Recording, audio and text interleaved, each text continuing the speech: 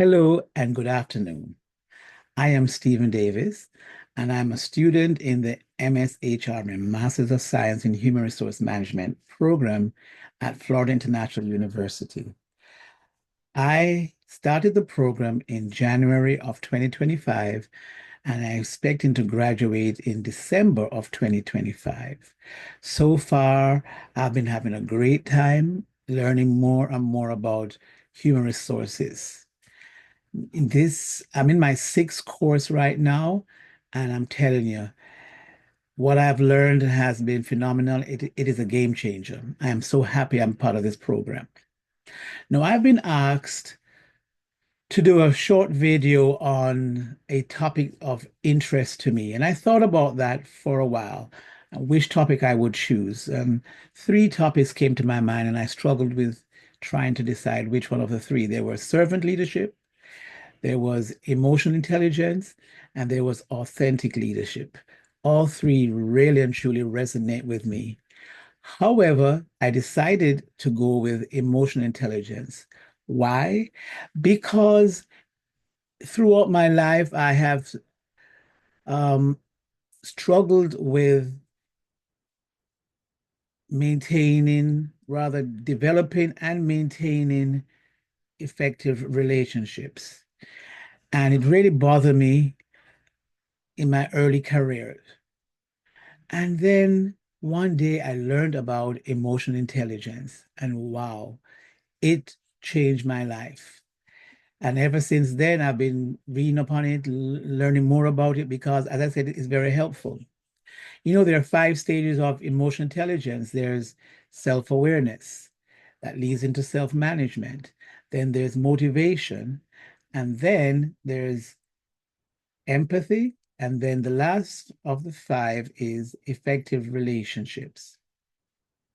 So as I mentioned earlier, I had struggled with establishing and maintaining effective relationships. Now, there's a variety of reasons why that was the case.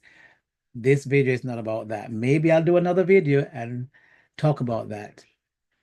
But when I learned about emotional intelligence and I realized that the first stage was understanding yourself, self-awareness, I said, wow. And so I started to do retrospections. I started to look into myself and to find out what made me who I am. One of the things that bothered me or I struggled with was a speech impediment. I stuttered. I still stutter. And that really gave me this negative self-image of myself. And so I had to really work through that process, get to know myself better, find out what made me tick, what made me happy, what made me sad, what made me cry, what made me shout. I had to do all of that and realize that I didn't have to do all those things. I realized that I could learn how to handle disappointments. I realized I could learn how to handle pain, emotional pain, physical pain. And by doing that, it helped me in the second stage, which is self-management. So I no longer just jump the gun and say the first thing that came to my mind. I weighed the pros and the cons. Then I realized that, and one day I realized that, wow, I'm no longer afraid to establish relationships or to manage my relationships. I'm no longer fearful. I was motivated, which was the third stage, y'all, the third stage. Motivated to establish relationships, maintain them. Then it took me into the second phase or the second branch of emotional intelligence, which is empathy and effective relationships, which pertains mainly to other people. So I realized that I was able to develop a sense of understanding of what other people have gone through or what they are going through.